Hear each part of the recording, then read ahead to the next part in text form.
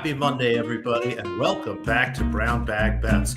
Powered by BetSperts, we are your daily dose of quick hit handicapping and sports betting picks. I'm Alex Christensen, and I guess I just have to say, happy birthday, Andy. Thank you, Alex. Yes, it is. You did it. I Another mentioned revolution around the this. sun. I mentioned this to my wife the other day as I was entering some information, and she almost got mad at me because I had trouble with her birth date. I needed to enter her birth date, and I couldn't. I couldn't get it right, and I actually said just a second. I'm like, all right, December, I, and December 9th. And she's like, "Are you having trouble forgetting my birthday?" I said, "No, I have trouble with the date, like putting the dates in order for some reason, because for all of my life, I've just got to say 4-4. You don't have to worry about which one's first. I spent part of my youth sometimes over in Europe where they have the dates backwards. Didn't matter. It's just 4-4 there as well. So it's always been easy for Andy because it's 4-4. And yes, what a week for a fucking birthday to land on. Masters Week, National Championship Day, Ontario's going live. We're very excited to celebrate a hell of a sports week, honestly. And if you could get past the two main things, the Natty and the golf, we also have a really good UFC card this weekend. Baseball is dangerously close to being played, and it's essentially the final week of the NBA. I believe it is next Tuesday the play-in tournament starts. I think we're going to try to touch on some of that. Obviously, we'll touch on it here. The play-in tournament, like expect us to get into the play-in tournament Monday. I I'll think have to we'll probably explain do it to you some at least stuff. 3 times. Yeah, I think I have the format down now, but for sure we'll touch on it on the deep dive. Special guest tonight on the deep dive, which I will not reveal. We'll talk some Masters tonight as we get into Masters week. But yeah, it is the Natty. Did you watch the games over the weekend, Alex? I know you. No, not a single solitary second of Oh, basketball was watched at my house unless it was professional. I meant to turn on the Villanova game, but by the time I went to turn it on, things were kind of ugly, and I wasn't really going to watch Kansas blow out my beloved Jay Wright and Villanova, the yeah, almost Philadelphia school. that's fair. That's fair. Yeah, that game wasn't that fun. The other game was instant fucking classic. My God, the Duke UNC game. I watched that, and sometimes in the moment you don't realize like, oh, this is a classic, and sometimes it's because maybe some end game stuff. Like there's an amazing shot hit. You won't know that's an instant classic until somebody hits that three. Villanova is a big case of that. If you remember a Villanova game from a few years ago that ended with a big bang, that was awesome. But like the Duke Carolina game, it felt like just man, the whole world just hyped it up because of the rivalry. And I'm like, if this falls flat, that's gonna just stink. And it just delivered back and forth game. Saw some great performances from, I mean, players on both sides, and most of the people who just hate Duke, which is anybody who isn't from there and isn't a bandwagon fan. They got their wish. They got to see Coach K, which is a just a weird ending. So his last regular season game and his final game ever ending to the bitter rival. The only way it could have been better would have been, the conference tournament finals as well being UNC. But I mean, that what was that? I think It's pretty VTech took him beautiful out. if you think about it. It is beautiful its own way, and Drew's a Duke guy, so I try to be nice about it. But he ain't here, so we'll shit on Duke all we want. And beautiful win for the Tar Heels, and that's the main thing people have latched onto: the anchoring bias around their seeding. They were an 8 seed, and people struggle with that. It's like we talk about with the AP poll in college football and basketball. Oh, this team's ranked lower. Why are they favored? I should take the dog. It's like, yeah, this team has played so much better during the tournament. I mean, even just starting with that, the end of the season there, Coach Davis has them playing as well as anybody. And honestly, if the ankle's okay for our guy, I think they hang with him. And I started running numbers. I'm looking at this price. I think the total's just fine. So we'll pull up the odds here. It is Kansas minus 4.5 for the final, and 152. I think that total is probably just about right. I looked at that a couple times. I was hoping that would come in a little lower. I don't know that we'll see what we saw from Kansas a couple times where their offense was just wrecking people. I mean, was it did they play Tech? I'm trying to think of which game it was. Texas Tech, where everybody Yeah. went against him second half. It's like, we can't continue to see this. And sometimes you can. Kansas is a very good team, but I am going to take the underdog here. Just with the points, there's still some 4.5s out there. With the caveat that, like, How do you feel, by the way? You're a little on an island here, aren't you? I kind of am.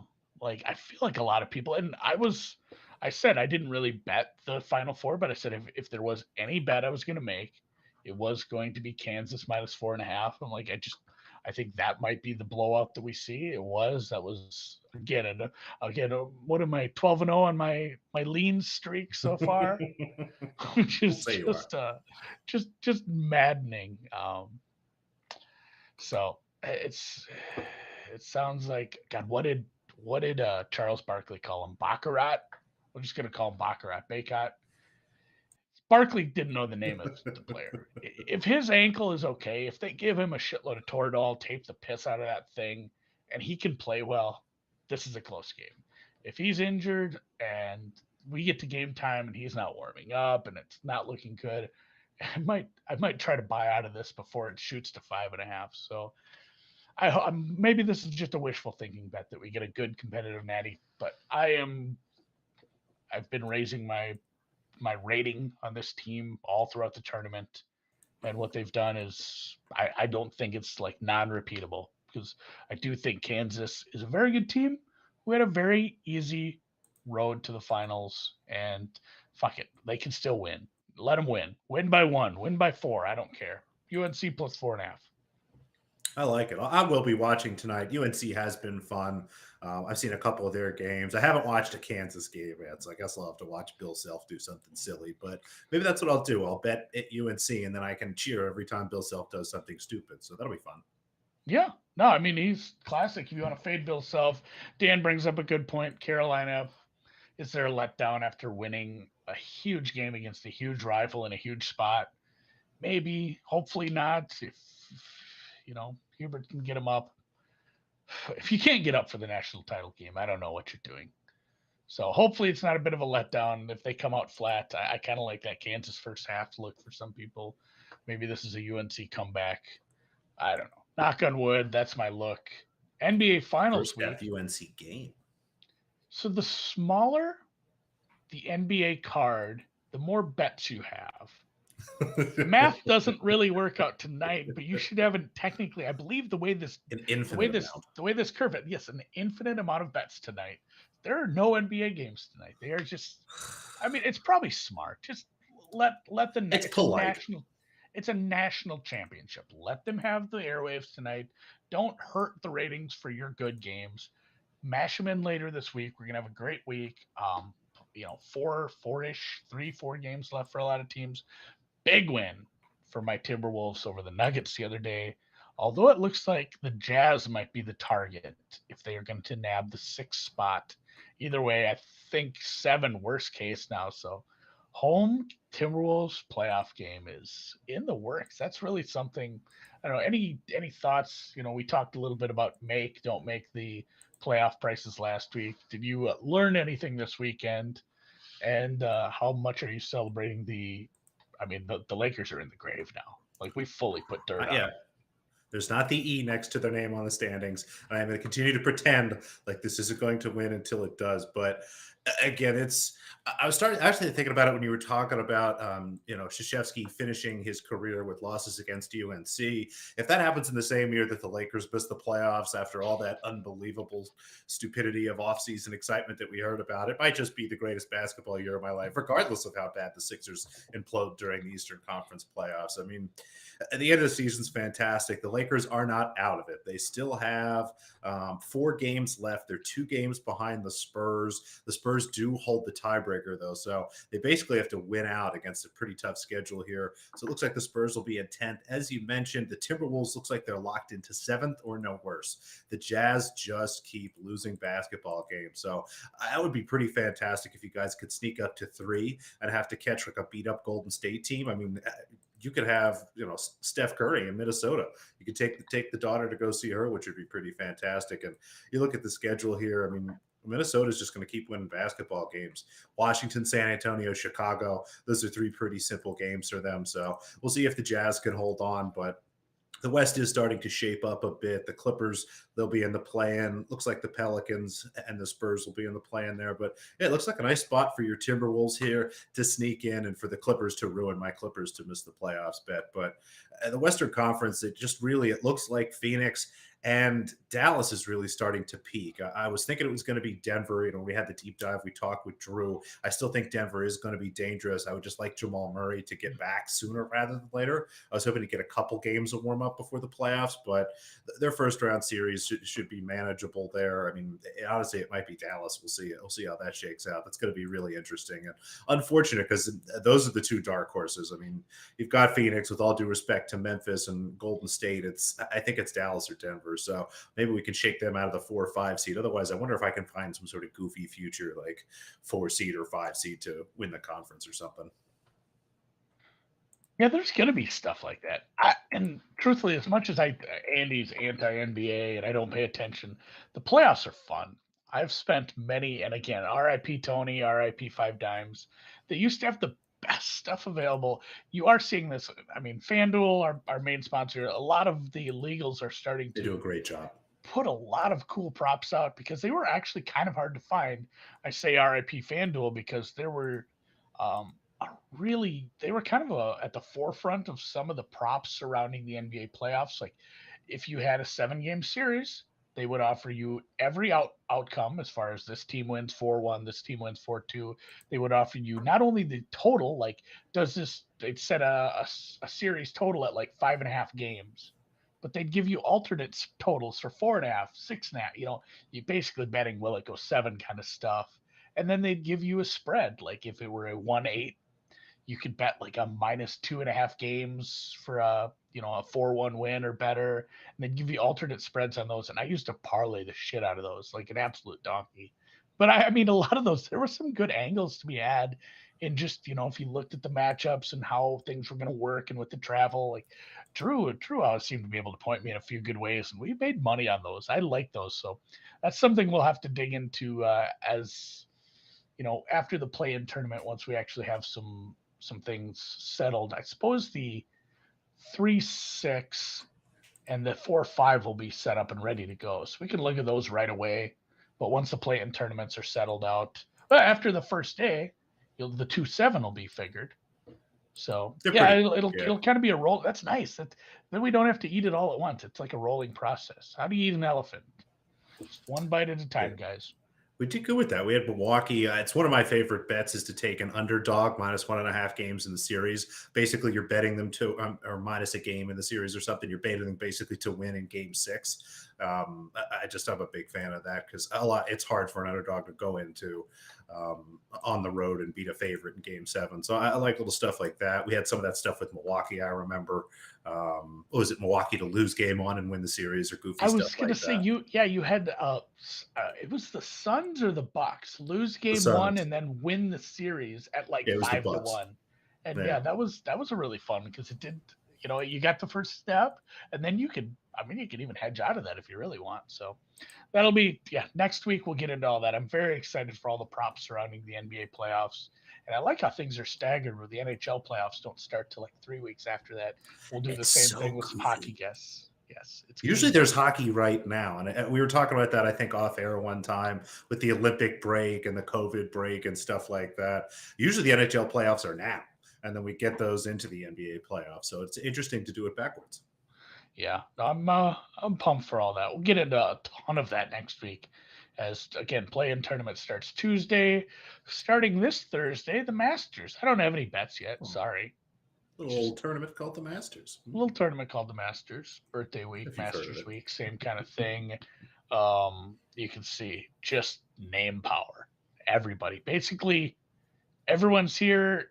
Big names, Phil obviously missing due to his um, outcast, label. He's been thrown by himself, and then Harris English still fighting after that. He's rehabbing after a hip surgery. Otherwise, everybody who qualified is here. No Ricky Fowler, which is fine with me. But I mean, just look at the top of the board. It's a really big who's who. This is awesome, and it's not just these guys. Patrick Reed won as 50-1. I don't know what Morikawa's number was, but I mean, big names don't always just win this. I hesitate to say Danny Willett won a Masters. I will He say he did. was standing outside the window when Jordan threw the trophy out of it and happened to catch it. I mean, he had to play well to be in that position, but that was a wild one. That was a big number. So, no place for me. If you have a lock or you have a better number at a different book, hit us Charles in the Schwartzel, comments here. Obviously on this live chat. If you're Manuel watching this Cabrera. later, in the YouTube chat, hit us with your likes or your well, hit us with your likes too. Hit us with a thumbs up. But if you like somebody, let me know. Obviously, lots of content surrounding the Masters this week over at BetSports Golf, and I think we're still going to run that Masters deal. The whole year Yeah. of the premium content's like $99, 50% off for the year. So good deal over there if you want to get all of my plays are okay, but Ron is good. Like that guy hits outright. So check his stuff out. He put a Masters preview out that's like 17 pages long. If you got some time this afternoon to really get deep on Augusta, Noonan put out a blurb with well, it's an article, but with a blurb for every single player in the field and kind of his quick thoughts on that. That's a good read too. So check those out. Those are both free articles over at BetSports Golf. You don't have to pay to get those. So those are very readable. I'll tweet them out later. And we're added to the East Before Coast. I was looking at the list and you were pointing out Masters winners that weren't really big names, and I was kind of whispering some in the background. And I stopped for a second because I want to see. Can you remember the last Canadian winner of the Masters?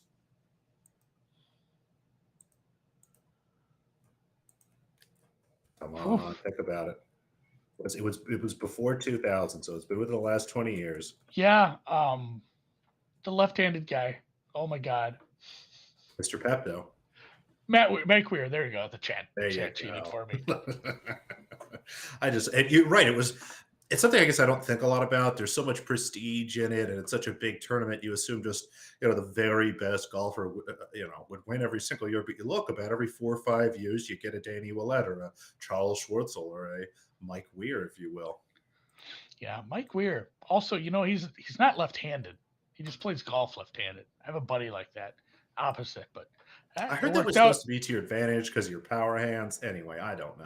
It helps at Augusta with the way the course plays a little. And I mean, we've seen it, but a little further north, beautiful spot on the East Coast. The WTA is moving from Miami up to Charleston, and there's another one in Bogota, Colombia. Is that the East Coast of South America? I don't know. I'm just gonna say it's close enough. I think it's the North Coast.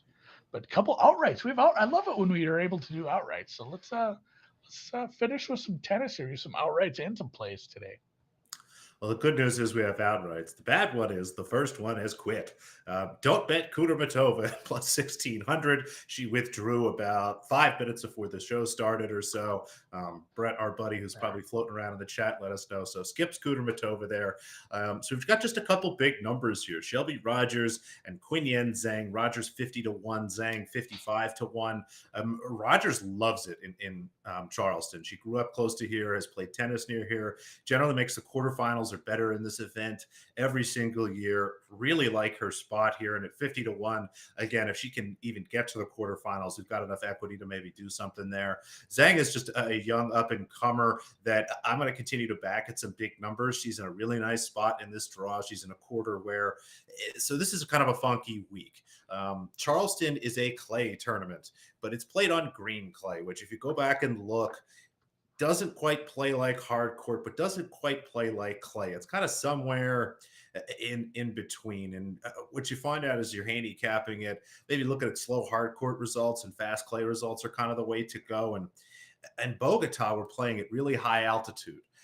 Which is always really tough. The fitness there is really important. And to put, just another weird thing on top of this, next week is Billie Jean King Cup, and the following week is the beginning of the clay season in Europe. So a lot of the bigger name women, I think, might just be in this Charleston field because they were in Miami. It's a short flight. Go pick up about $4,000 or $5,000 just for showing up. Maybe win a match or two, pick up some more money, and then head to Europe to get started. So keep that in mind. I'm going to be really underdog heavy this week because it's really tough to trust some of these favorites. And Zhang is in just a really nice spot. I believe she's in the same quarter. I think it's with Rybakina as well as Ons Jabeur, who are two women that I think, again, are going to be kind of in and out this week. So we'll grab Rogers and Zhang Zhang at a nice number. And in Bogota, almost the exact opposite. I rarely do this, but we're taking a favorite.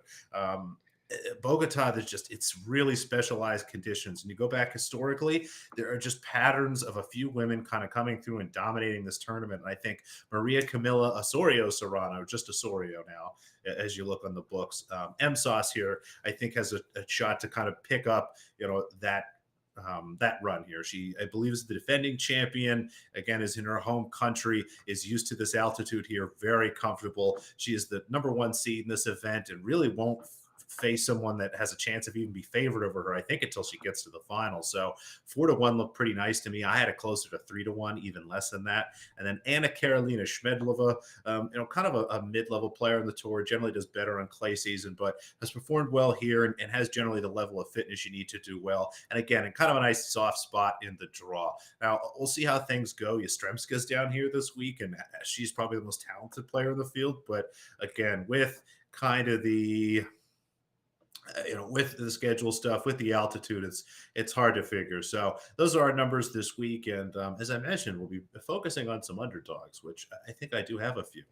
Now, the annoying part is, Andy, I don't have any tennis this afternoon. For whatever reason, they're playing right now. They'll be playing this afternoon. If you really wanted something, maybe take Rogers or Zhang.